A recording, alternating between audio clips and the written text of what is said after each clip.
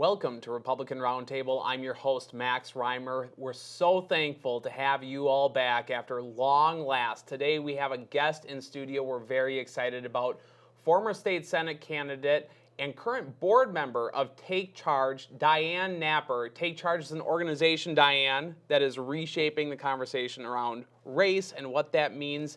Diane, if you could, just tell us a little bit about yourself and your background before we dive into the organization. Oh, sure. So I was actually born in Philadelphia, moved to Minnesota in 1989 after going to college, and I have worked in the corporate world. I own my own business as a graphic designer, got into politics in the last few years, decided to run for state senate, and then was asked to join the board of Take Charge Minnesota just to give some support to it.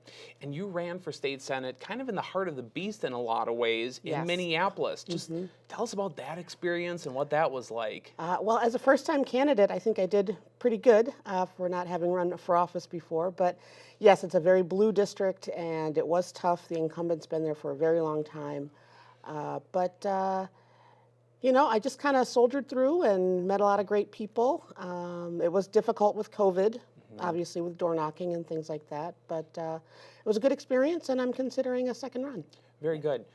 Now, coming from Philadelphia and ending up in Minneapolis, we're talking about communities that have experienced a lot of different dynamics, hardships, whatever you might want to call it. In Minneapolis, especially recently, it seems like crime is pretty rampant. Some things are, happening that have not been historically, at least in recent history, as big of a problem in Minneapolis. What's it like living there? What's it like being in a BPOU there? What's it like being in the community? I would say that it depends on where in the city you live. There are certainly pockets that haven't been quite as affected. I mean, we lost a couple of gas stations in our neighborhood, but nothing like what the people down on Lake Street experienced and the people in Uptown are going through right now with constant protests and fires and things like that. But there's a vibe, I think, where people are getting a little bit fed up with the lack of police, the number of carjackings going through the roof. Now, carjackings I've heard of in our neighborhood. Yeah. Thefts are up, burglaries, that sort of thing. So it's just, it's a little challenging, and it's more challenging for some people than others. But there's just like a pall that's hanging over the city, I think, that we all just want to be free of. Yeah.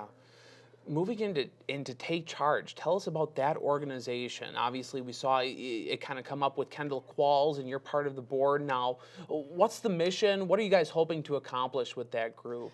So what we're looking at is we're wanting to help people, inspire them to take charge of their own lives, not be so reliant on the government for their empowerment and their prosperity. And we're focusing on three things. We're trying to get back to the cultural roots of the Black community, which are faith, family, and education. And that's what we're focusing on, and we're looking for ambassadors to help spread the message, and we're hoping that eventually this will take off and spread around the country. We've already gotten lots of great feedback. Kendall's phone is blowing up, and he's gotten lots of calls to appear on different shows, and we just want people to take a pause, and what we really need to do as a society is ignore all of the buzz, the garbage, the myth that you can't do anything in this society or in this country if you're not white, because that's just ridiculous. And we want to help people understand that that is just a myth. This is the greatest country on the planet, and the reason it's so great is because of its freedom. And we all have the same freedoms here. We haven't always, and we've overcome a lot of that, but I think not enough people understand. We've gotten so far away from what Kendall and I, and perhaps yourself, grew up with was our parents, our grandparents, our mothers, our grandparents, helping to raise us, having two-parent households, which is really the foundation of any family, regardless of your race. Right. Why do we get that? Why has that narrative become so ingrained? The myth you talked about how Black communities in particular cannot succeed, or Black people cannot succeed on their own without the government stepping in and intervening, and almost this idea of equity, that there is a specific debt that's to be paid. You know, why has that narrative become almost ingrained, especially in one political party? You know, I think, if we look back historically, so back in the late 60s, early 70s, The social welfare programs that were enacted, that was the first time in our history where the government incentivized women to not only have children, but to remain unmarried. And so I think that was the beginning of a slow, how can we control people? And that's what they did. They fostered dependence on the government. Fathers were not allowed to be in the home as a condition of that welfare. And because the two-parent household is the strength of any family, by removing the father, it really started to have it crumble. So at that time, there were 70 to 80% two-parent households in the Black community. And I think over time, people have gotten used to that. There haven't been any programs until now to actually address that and say, why are we allowing this to continue? And I think I think people became successful in spite of that.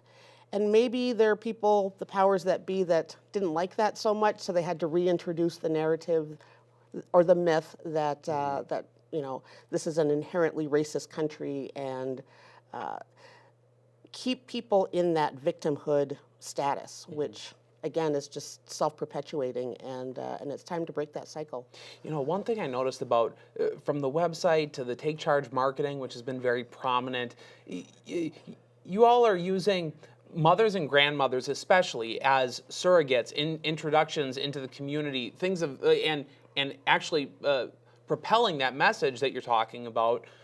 Why mothers and grandmothers? And I know there's more surrogates than just that, but right. It seems like there's a particular focus on that specific group of people. Well, there's something special about mothers and grandmothers. I think particularly in the Black community, we talk about public safety, and they were the public safety. In any neighborhood growing up, if you did something wrong, somebody's mother or somebody's grandmother might see you doing something wrong in the street, and they would tell your parents. And that's what kept you in line. And our mothers and our grandmothers, they're the ones that we look to for guidance. They're the ones who have a lot of the strength in the Black family. And they are the hard disciplinarians most times. And so we want them to go out and tell their stories of how they've raised their families and how successful it was having a two-parent household. And that's not the true in all cases. Some women, were single parents and struggled, but they've overcome that. They didn't let that hold them back. So that's part of the message too, that just because you're not in a two-parent household doesn't mean you can't be successful. We just know that that's a good foundation to start from. Now, from some of those mythical pieces that we talked about, the mythical narrative, born out of that was, and I'll say capital BLM, the organization Black Yes. Lives Matter. Recently, Take Charge had a pretty viral video with Rashad Turner of the Parents Union, kind of speaking of some kind of dark truths about that organization. Diane, if you could, lay out for us, what does Black Lives Matter, the organization, what do they stand for, and how are you different, and how are you combating the narrative that they're kind of setting forth right now? Well, from what we've seen from its founder, Patrisse Cullors, talking about it being a Marxist organization, that they are founded on Marxist ideology, which, as we know, is the complete antithesis of our freedoms here in the United States of America. They believe in division. They believe in having an oppressed class and an oppressor class, and wanting the government to do something about that oppressor or the oppressed class. But again, that just, it keeps people down is what it does. It tells people that you can't do anything without someone else. And that's not how you get ahead in life. All of the great people that we know, whether it's Dr. Ben Carson or Michael Jordan, or even Barack Obama, I'm sure, was told that he could do whatever he wanted. But we have an organization in Black Lives Matter that wants to perpetuate that myth. And I think they're doing it for their own power. But whatever their reasoning is, Take Charge Minnesota wants to let people know that, no, you as an individual have the power. You have the same rights as every other person in this country. And if you just go back to those fundamental basics of faith, family, and education, which are universal values, it's part of the American culture, it's part of the American dream, you can be successful and you can achieve whatever you want. There's no one holding you back is really what it boils down to. This idea of lumping people together based on skin color, it's always been something, I think even as a kid, I've been fundamentally, like I've fundamentally disagreed with it. I've been fundamentally uncomfortable with it because you have your own brain, I have my own brain, and by the way, people who look like us have their own brains too. Talk a little bit about, why do we default to that? Why do we default to you must have a collectivist mindset because you're black, Right, right, of course. right, and you because you're white. Right. Right. I think it's just lazy thinking. I think it's just easier to lump people into boxes and just call it a day. And that way there's no personal responsibility at all. If I say, oh, I'm black, so I must be oppressed, so woe is me, and I'm just going to sit around all day waiting for what is owed to me. Right. And I roundly reject that. Take Charge Minnesota roundly rejects that whole idea of identity politics, because what it does is it actually saps the agency from the individual. If you don't believe in yourself, and if no one else believes in you, why would you bother to go that extra mile, take that extra step? Right. And so, it can allow people to kind of hide behind the broader identity and just cry victim, especially the more boxes that you get to check. Black, woman, right. Republican. Right, right. Black woman, Republican. That is a slim minority right now, but hopefully that's not the case for too much longer. I'm interested about your background. Obviously, you are passionate enough, and you have the conviction to be part of the board of this organization. Diane, what was it for you that kind of led you down this path of, I'm an individual, I'm going to think individually? Was there ever kind of an aha moment in your own life? When Kendall first approached me and he just said very simply, I want to get back to faith, family, education, I thought, well, that's what worked for me in my family. I was blessed to have two parents growing up, and as the more I thought about it, the more I realized that what I had was two parents who not only loved me but nurtured me. They didn't limit me. They kind of, held me up, supported me, but they let me know that if I wanted to do anything, that I was capable of doing that. They didn't want me to feel sorry for myself because I was black. They didn't want me to feel sorry for myself because I was a girl. They wanted me to be successful. And that's what speaks to me about Take Charge Minnesota, is that is what we want for other people. Again, we're starting with the black community here in Minneapolis because that's where we are. But this is, again, universal values that we're hoping to take this, across the country, perhaps worldwide. But it feels like an authentic thing for me to get behind. Have you gotten, especially since living in Minneapolis, running in Minneapolis as a Republican, have you received, significant amounts of backlash, or what's the feedback that you get, Diane, both being part of this organization and more broadly being a Republican who happens to be a woman in black in Minneapolis? I've gotten some feedback, not so much personally on the street, but on Facebook, of course. I've had people call me names, and sure. I just brush it off because it's that whole sticks and stones may break my bones, but names will never hurt me. Yeah. So I fully believe that you have to choose to be offended by certain things. And I think there are a lot of people who are choosing to be offended by things that perhaps they shouldn't be. So no matter what someone might come at me personally with about my beliefs, my values, my wanting to be a black Republican, my wanting to be a part of Take Charge Minnesota, our message is positive, and my message is positive. And all I want is success for everybody. I'm not here to hold back anyone, and I don't want anyone to try to hold me back, because that's what I love about this country, is that no matter where you come from, no matter where you start in life, doesn't mean that has to dictate where you end up in life. You still believe that's true? I absolutely still believe that's true. I wanted to also cover, Kendall does a lot of, as part of Take Charge, a lot of education on critical race theory and that issue. Diane, that is such, you hear different things from different people, both on the right and on the left. What is that issue all about? What is CRT? It's in our schools. What should we, what is it? How do we even think about it? Again, it's an offshoot of Marxist ideology, and you have to look back at it. You do have to do a little bit of digging. You have to look at the history of Karl Marx, and critical theory is where it started, and then critical legal theory. So critical legal theory tried to address the disparities or the inequalities of the justice system, and why were blacks being affected more disproportionately than whites, et cetera. But now it's become about race. And the problem that I have with it is that it pretty much says, if you're born white, you are an oppressor, and there's nothing you can do about it. And if you're born non-white, you are oppressed, and there's nothing you can do about it. So there's no wiggle room for anything to happen, for anything to change. There's no room for redemption on the part of the oppressor. There's no room for forgiveness on the part of the oppressed. And you cannot move forward in society or in life, in my opinion, without both redemption and forgiveness. I have long said, I understand the atrocities of the world. We've been around a long time. We keep seeming to keep repeating certain mistakes over and over again. But if you can't forgive the person who hurt you, that's like taking poison and hoping that they're going to die. Right. So what we really need is that forgiveness piece, and that's something that critical race theory isn't addressing. And I think what's hurtful or what's harmful about it is that they're teaching it to young children whose minds are still being formed, and they're not looking at color.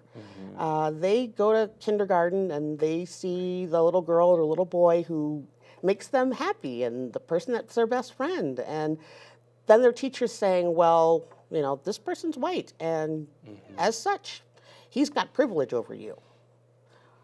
Yeah. What a horrible, horrible thing to do to a child's mind. How do they grow? How do they aspire to anything if they're being taught that at such a young age? Right. To immediately have that mindset of oppressed and oppressor when you're right, they have done nothing to personally offend one another. You inherently start to view people as different, and that's just going to lead to our own destruction, I would imagine.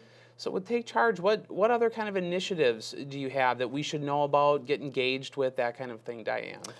We have resources on our website, TakeChargeMN.com, and I would encourage people to go look at that. We have a packet on critical race theory and how to respond to people when they bring it up, how to counter their talking points, being positive, as much as we can. And if people would like to get involved as being ambassadors, we would love to have more ambassadors on board.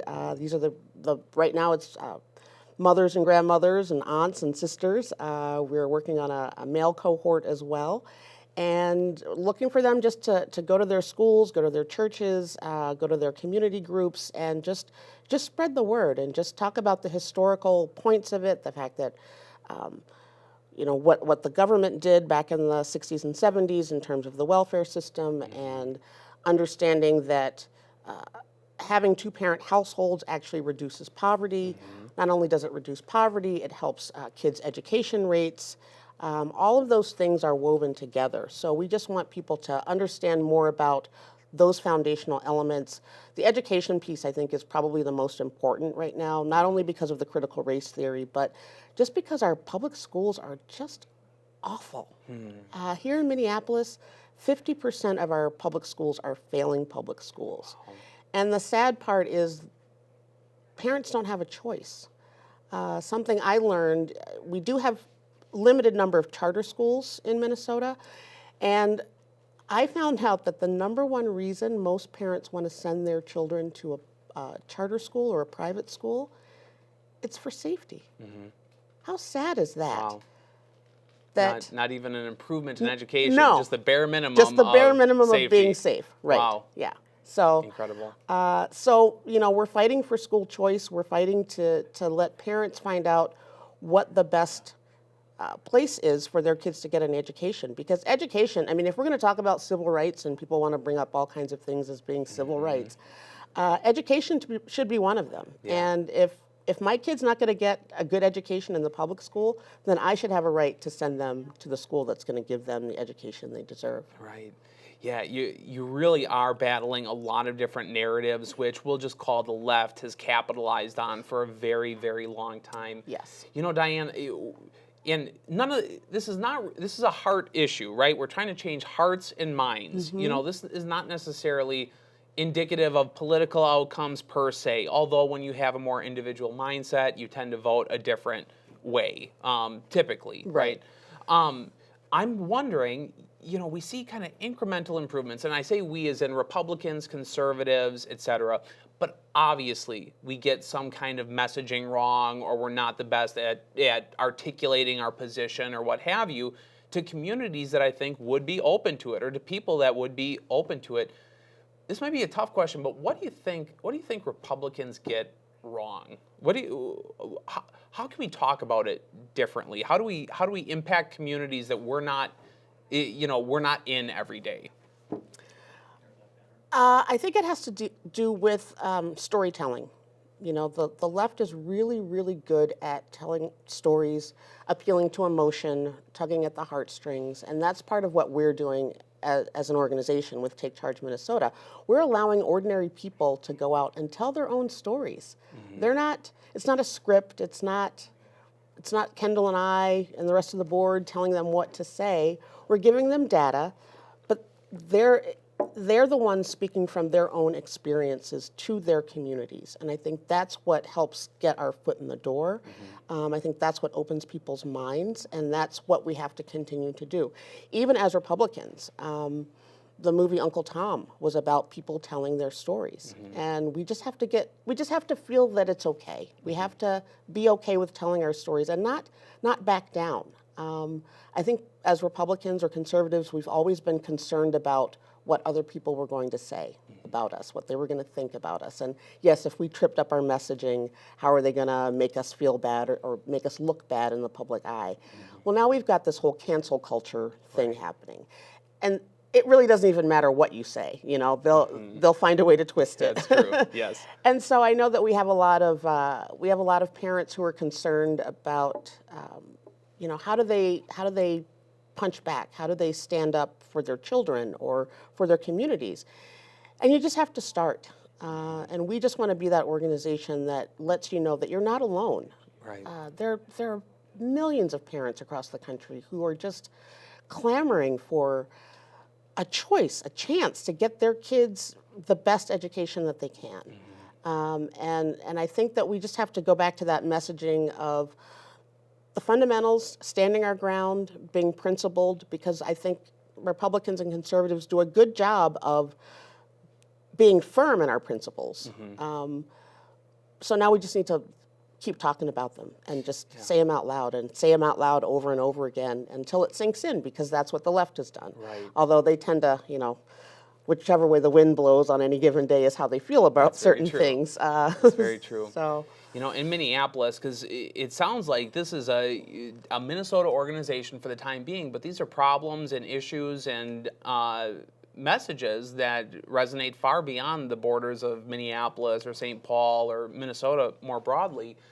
But in particular, Diane, as you know, with the killing of George Floyd and everything that happened, that kind of collective mindset about things, it seems like we've become a powder keg. We've become a racial powder keg in Minnesota. So is there anything special about the state in trying to cut through, the traditional narratives or the narratives we've become accustomed to in such an environment as this, where you cannot say anything, the cancel culture being what it is? Is there any advice that you would have to someone who is trying to make an impact right now? I would say gather your strength, gather your courage, look to your faith for that if you need to. That's what I do. And again, there's strength in numbers. And I think if we can have a forward-looking vision as a city, as a state, and realize that we can overcome what happened with George Floyd. We have to stop limiting ourselves based on our past. We have to start looking to the future that we want to live in. And it's about educating yourself on what's going on, current events around the country, around the world, but finding your own courage and finding your own voice to stand up and speak out against the things that are holding us back as a society.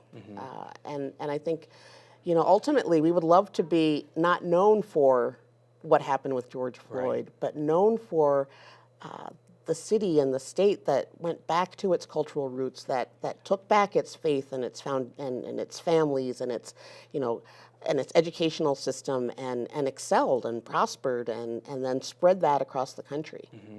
And this is not necessarily a take charge question that I'm about to ask Diane Napper here, but I'm curious, you know, we're talking about hard issues, changing the mind, really impacting people beyond slogans and that kind of thing.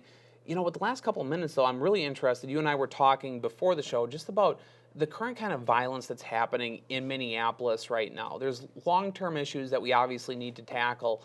But Diane, what do we do in the short and midterm right now? Understanding that George Floyd Square is still an autonomous zone that gets put up and shut down. Uptown, we talked about before. What's the solution? Feels desperate. It does feel desperate. Again, I think it's strength in numbers. I think it's having the courage to write your city council person, call your city council person, call the mayor, call the governor. Speak out on Facebook. Don't be afraid to speak your mind. There's always going to be fringe people, crazy people that want to give you feedback or give you static about it. But we have to stop living in fear. And I think this last year of COVID has left a lot of people reeling, living in fear of the pandemic, but it's time to come out of that now. The worst is behind us, and for me, it's really about not being afraid to be who you are, not being afraid to find strength in numbers, and just realize, you know, we will live to fight another day. Yeah. And we just have to take it one day at a time, and we have to put pressure on our political leaders. We have to be really thoughtful about who we're going to be electing this November. All of these concerns or all of these things are valid, and we just have to, I think that's the best way to approach it, is to find people that are like-minded, whether it's through Take Charge Minnesota or Minnesota Parents Union or any other organization out there that has your same values, and then just band together and do your thing. Diane, you mentioned it before. Where can people go to find out a little bit more information about Take Charge? Okay, they can go to takechargemn.com for Take Charge Minnesota, and there's resources there. You can ask to have Kendall come speak at your event, or one of our ambassadors can come speak, and we just look forward to really helping people, again, take back their lives, take control of their lives, take charge of their lives, so that we can all be successful. There's no reason that we can't be in this great nation. Diane, thank you so much. Thanks, Max. This has been the Republican Roundtable. I'm your host, Max Reimer. Until next time.